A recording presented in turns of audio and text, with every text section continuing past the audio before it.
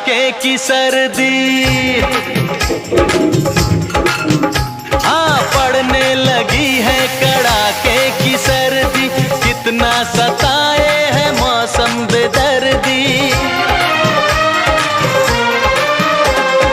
पड़ने लगी है कड़ाके की सर्दी, कितना